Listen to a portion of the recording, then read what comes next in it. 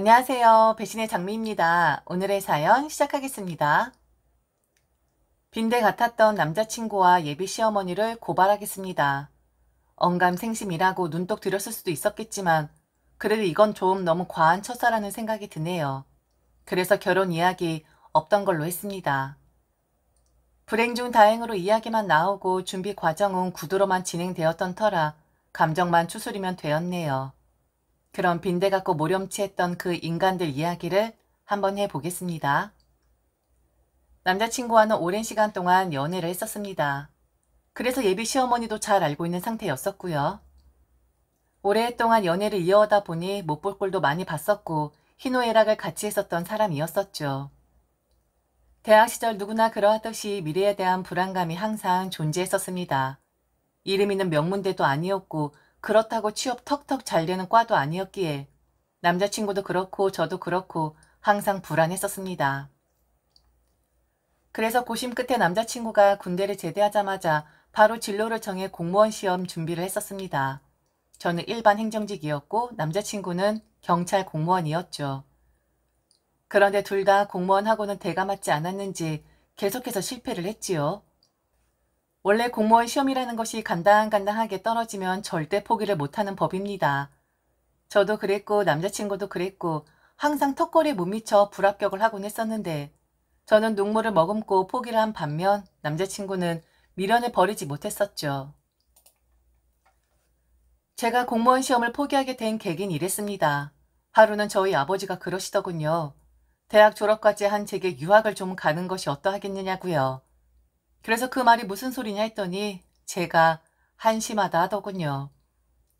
졸업까지 한 것이 계속 공부한다고 하는데 결실은 없고 한 해 한 해 흘러가기만 하는데 시간을 낭비하는 것 같다고요.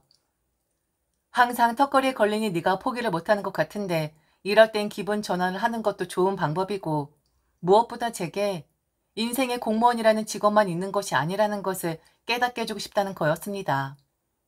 하지만 그 베이스엔 성인이 되고 나서도 부모님께 손 벌리고 의지하고 있는 저란 사람이 한심한 인간의 부류에 속하고 있다는 것을 내재하고 있었죠. 그 옆에서 엄마는 다 큰 애한테 무슨 유학을 권하냐. 이번엔 분명히 될 것이다. 한 번만 더 믿어보자 했는데 아버진 손살을 치셨고 고개를 흔드셨습니다. 공무원 시험이라는 것이 무조건 3년 내에 단판을 지어야 하는 것인데 아직도 안 된 거 보면 절대로 공무원 밥을 먹을 애는 아닌 것 같다고. 그리고 저보고도 변명을 그만하라 했습니다. 직설적인 화법을 사용하신 아버지의 말은 제 가슴을 때렸고 후 벼 팠습니다. 결론적으로는 그 말에 저도 각성을 했지만서도요. 흔히 아무것도 없고 미래에 대한 고심이 없는 사람들이 저 지금 공부합니다 라는 말을 하는 거라 했습니다. 그러면서 공무원 시험 지속적으로 불합격되면 분명 공기업 들어가겠다 말을 할 것이라고.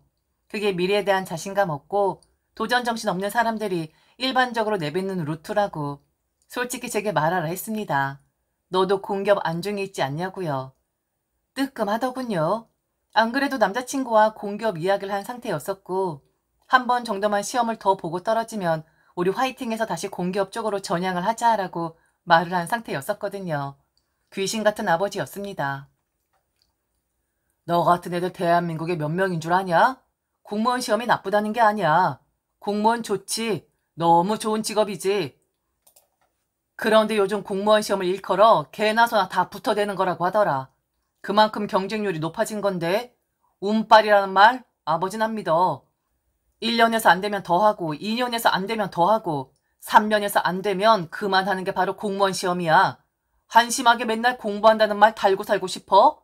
언제까지 공부만 할 건데? 아니 그래도 당신은 무슨 말을 그렇게 해요. 애 지원하는데 우리가 문제 있는 것도 아니고 애가 돈 안 벌어오면 뭐 큰일이라도 난대요? 애도 하고 싶으니까 지금까지 매달려 있는 거겠죠.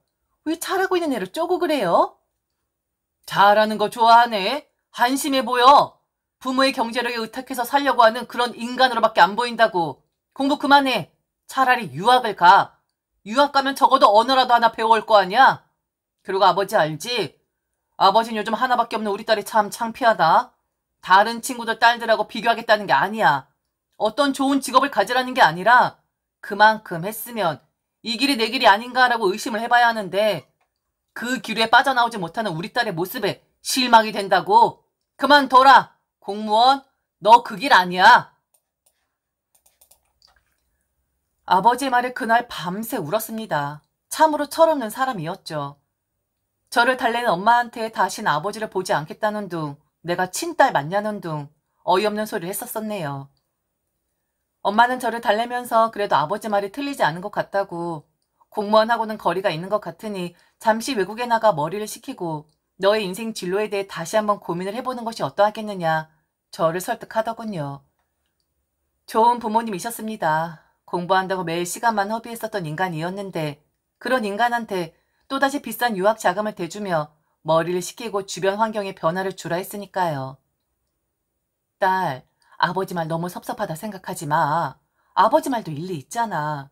졸업하고 맨날 그 공무원 시험 준비하는 사람들하고만 붙어 있으니까 네가 세상 보는 눈이 협소한 것 같긴 하거든. 나가서 한번 넓은 세상을 경험해봐.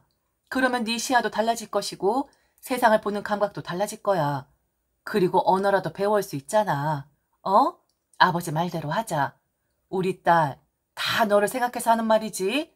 아버지도 본인 딸인데 잘못되라고 그러겠어? 아버지도 너한테 그리 말하고 지금 속이 말이 아닐 거야. 어? 그렇게 하자. 결국 저는 유학길에 올랐습니다. 딱히 어떤 걸 해야겠다라는 생각은 없었어요. 우선 어느 하나라도 잡고 오자라는 마음이었는데, 그런데 그 유학길에 오를 때 가장 마음에 걸렸던 건 바로 남자친구의 존재이긴 했습니다. 그런데 우리는 매우 끈끈한 사이였고 솔직히 오랜 시간 연애를 한 사람들인지라 잠시 헤어져 있는 것은 그렇게 큰 부담은 아니었습니다. 남자친구는 제게 넉넉한 집에 태어나니 이렇게 길이 갈리기도 하는구나 하고 씁쓸해할 정도의 감정만 내비쳤었죠. 제게 유학을 가지 말라는 둥 눈물바람 같은 거 없었습니다. 어쩌면 이미 익숙해져 버린 사람들이니 감정이 메말라 있었을 수도 있고 우리의 현실이 아무것도 해놓은 게 없으니 너라도 그 현실에서 빠져나가라라는 생각이었을 수도 있습니다. 그렇게 저는 5년이라는 시간을 남자친구와 잠시 떨어져 있었고 언어만 공부를 하겠다는 처음 취지와는 달리 그 나라의 컬리지 입학해 경영학을 전공하게 되었습니다. 저는 예술대로 나온 사람인데 좀 생뚱맞은 과이긴 했지만 그냥 공부가 좀 하고 싶더라고요. 아버지는 또 저를 한심하게 보긴 했지만 그래도 눈앞에 보이지 않고 혼자 외국에서 고생하고 있을 것이다 생각이 들었는지 제게 좋은 말도 많이 해주곤 했지요. 다시 또 그 지긋지긋한 공부를 5년 동안 하는 동안 남자친구와는 계속해서 인연을 이어나갔습니다. 딱히 헤어진 것도 아니고 그렇다고 열렬하게 사랑하는 그런 사이도 아니고 그냥 남자친구 여자친구 사이로 지내게 되었죠. 이후 졸업을 한 뒤 저는 마케팅 업무를 하는 한 한국의 대형 병원에 취업을 하게 되었고 해외 환자 및 국내 환자를 담당하는 마케터로 활동하게 되었습니다. 남자친구와 1년에 몇 번씩은 재회를 했었기에 불멸의 사랑처럼 그런 뜨거운 감정은 없었습니다. 그냥 뭔가 안착이 되었다라는 느낌과 별다르게 달라진 것이 없구나라는 정도였었죠. 그런 감정을 느낄 수밖에 없었던 건 가장 큰 이유는 바로 남자친구의 그대로의 모습 때문이었을 겁니다. 저는 일을 시작했는데 여전히 그는 공부를 하고 있는 학생의 신분이었거든요. 물론 전향을 하기는 했지만서도요. 바로 아버지가 이야기했던 한심하다 했던 그 공기업으로 말이죠. 계산을 해보니 한 9년에서 10년 정도가 되는 것 같더군요. 공무원 시작해서 공기업까지 우리의 연애 기간이 말이죠. 제대로 된 직장을 가지지 못한 채 공부를 하면서 알바를 전전하는 그런데 그런 남자친구의 모습에 실망하거나 하진 않았습니다. 제가 길을 찾았다면 남자친구도 분명 길을 찾을 것이다 생각했고 그리고 그 남자를 가장 잘 아는 건 바로 저였기에 저는 꼭 해내리라 믿었었거든요. 그런데 떨어져 있던 5년이라는 시간과 아무것도 한 게 없다라는 비참한 현실은 남자친구에게 다른 성격을 좀 심어준 듯 했습니다. 어느 날 뜬금없이 예비 시어머니가 저를 만나고 싶다 해서 자리에 나갔는데 제게 결혼 이야기를 꺼내는 겁니다.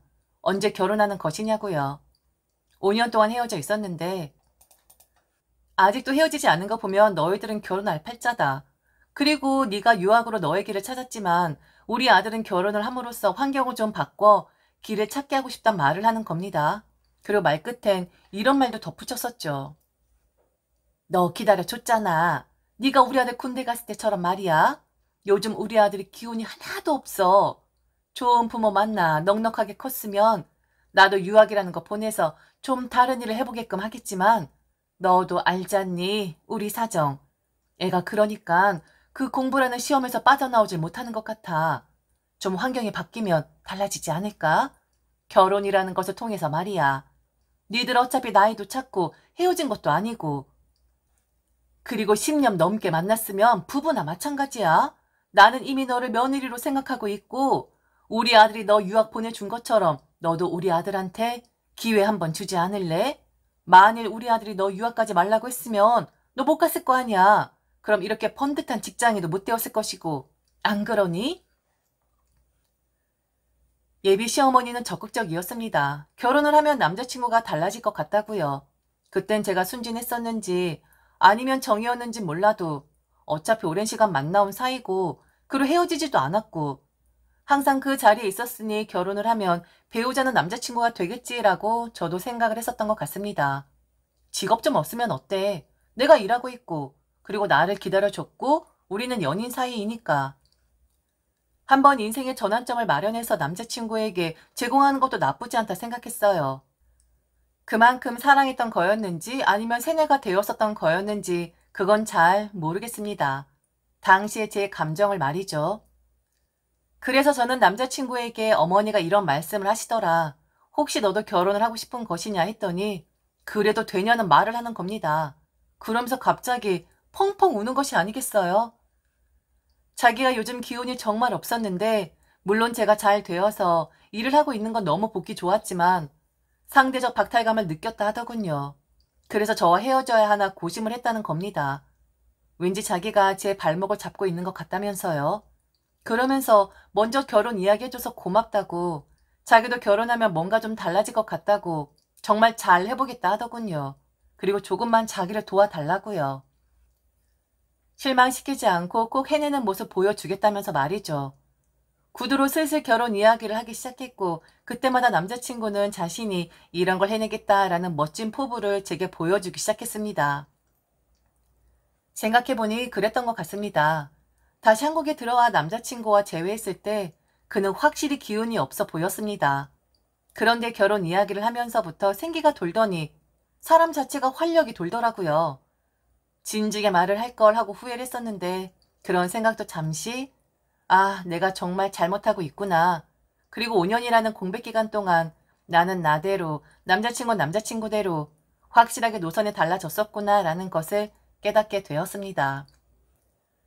미처 제가 예전엔 깨닫지 못했던 거였는지 아니면 그땐 남자친구나 저나 상황이 비슷해서였는지 몰라도 결혼 이야기를 하고 계획을 세우면 세울수록 핀트가 나가는 것을 확인할 수 있었거든요. 자잘한 것들도 많았지만 가장 큰 것은 바로 집 문제였습니다. 그 문제로 인해 저는 10년 넘게 인연을 이어온 남자친구와 결별할 수밖에 없었고요. 남자친구는 간소한 결혼식을 원했습니다. 부를 사람도 없고 사실 사람 불러봤자 대학 동기들 뿐일 텐데 그건 저와 거의 겹치는 사람들이었기에 거창하게 하고 싶지 않다는 의견이었었죠.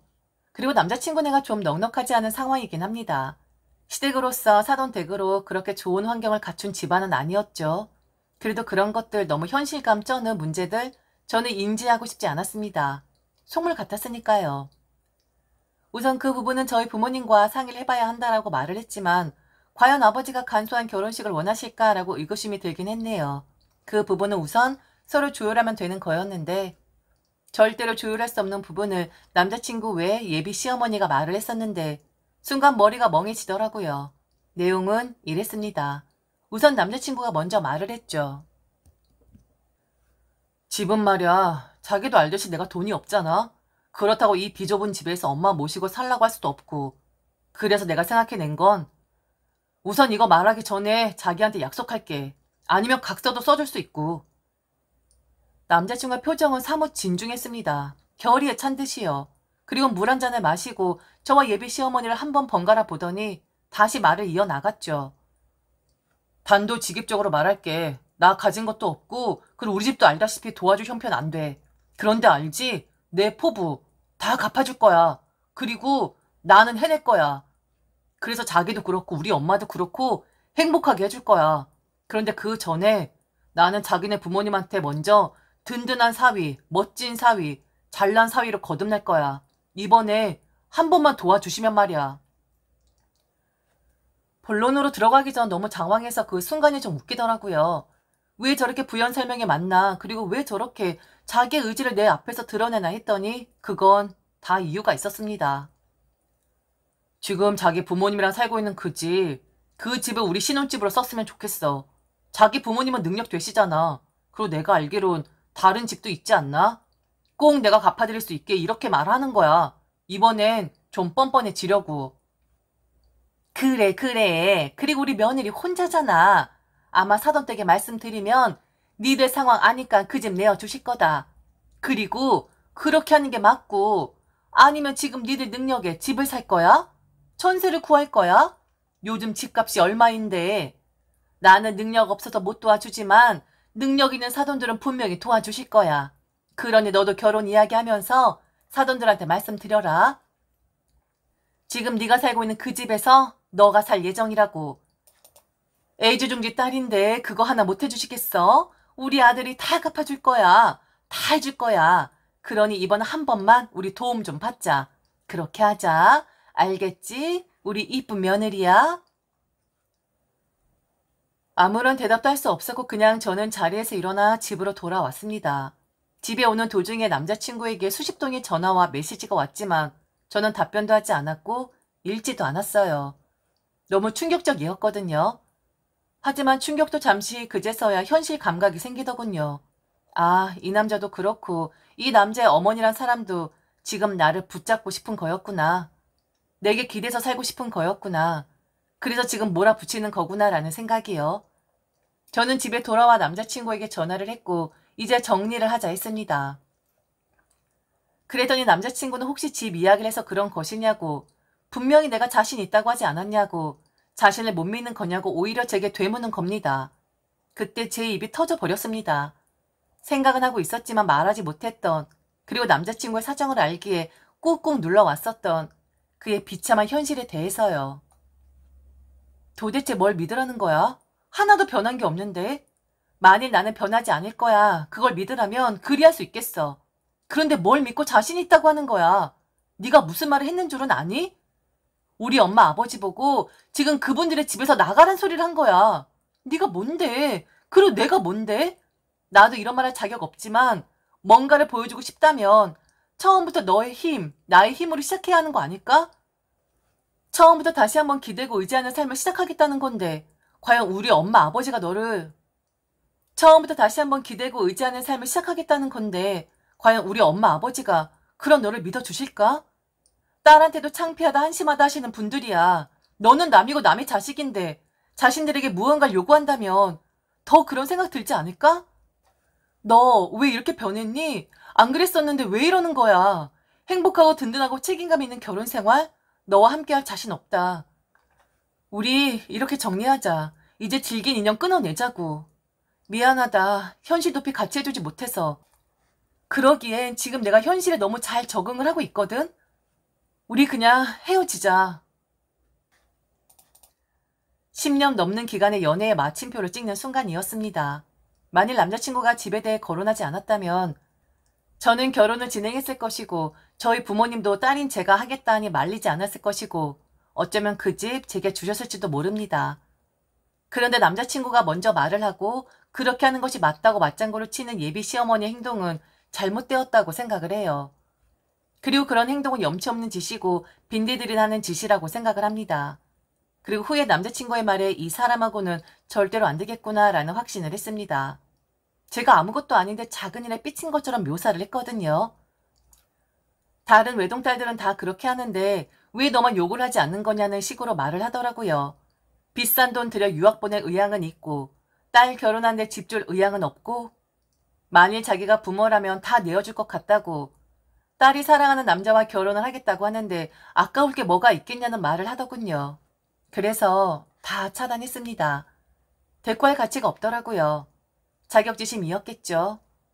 분명 자신도 알 텐데 저리 말도 안 되는 말을 하는 것을 보면요. 일을 하는 데 있어선 현실에 충실하고 싶었지만 남자친구로 만날 때만큼은 공부하던 그때 그 시절, 아무것도 없었던 그 시절로 돌아가 맞춰주고 싶었습니다. 그리고 남자친구가 그 시절에서 헤쳐나오지 못한 것처럼 여전히 공부하는 학생으로 술짓하잔 생각할 줄 모르는 그런 사람이었으면 하고 바랐을지도 모르겠습니다. 당연하게 욕심 생길 수도 있는 부분이었는데 그도 자신의 삶이 너무 힘드니까 피치 못하게 변한 것일 수도 있는데 제가 그 모습에 적응을 못했었는지도 모르겠어요. 그래서 실망감도 컸고 배신감도 컸고 헤어짐을 결심할 만큼 그에게 모든 정이 떨어져 나간 건지도 모르겠습니다. 미안한 마음이 제일 컸었고 제가 남자를 버린 거다라는 죄책감이 든 것도 사실이지만 행복한 자신이 없었습니다. 그리고 그들이 너무 염치가 없어 보였습니다. 설령 그 누가 저보고 이제 너는 살만하니 속물이 다 되었구나 하고 욕을 할지언정이요. 지금까지 들어줘서 진심으로 감사합니다. 이상 배신의 장미였습니다.